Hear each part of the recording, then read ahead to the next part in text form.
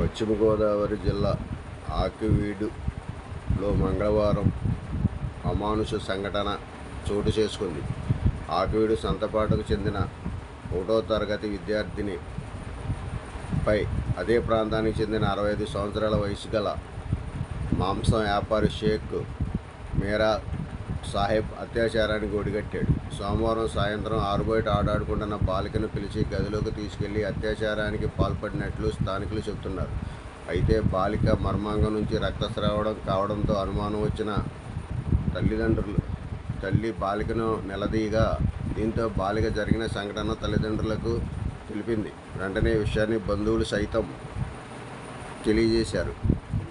ఆకివీడు పట్టణ పోలీసులు బంధువులు ఫిర్యాదు చేశారు. దీంతో రంగంలో దిగిన పోలీసులు షేక్ మీరా సాహెబ్ను పోలీస్ స్టేషన్కి తీసుకొచ్చి విచారించారు. అనంతరం బాధితుల ఫిర్యాదు మేరకు కేసు నమోదు చేసి కోర్టుకు తరలించే ప్రయత్నంలో ఉండగా, బాలిక తరపున బంధువులు పెద్ద సంఖ్యలో వచ్చి బాధితుడిపై దాడికి ప్రయత్నం చేశారు.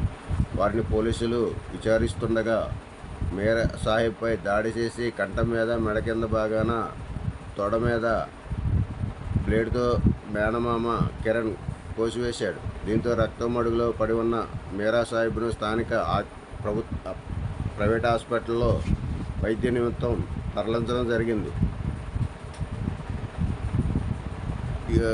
దాడికి పాల్పడిన కిరణ్ సైతం సొమ్మసిల్లి పడిపోయాడు. ఇదిలా ఉండగా మీరా సాహెబ్ను మెరుగైన వైద్య సేవ నిమిత్తం విజయవాడ తరలించాల్సిందిగా వైద్యులు సూచించినట్లు చెబుతున్నారు. సంఘటనా స్థలంలో భీమవరం డీఎస్పీ జయసూర్య, సిఐలు కాళీచరణ్, శ్రీనివాసరావు, జగదీశ్వరరావు, ఆకివీడు ఎస్ఐ డి నాగరాజు సంఘటనా స్థలంలో ఉన్నారు. ఈ సంఘటనతో ఆకివీడు ఒక్కసారిగా దిగ్భ్రాంతికి లోనైంది.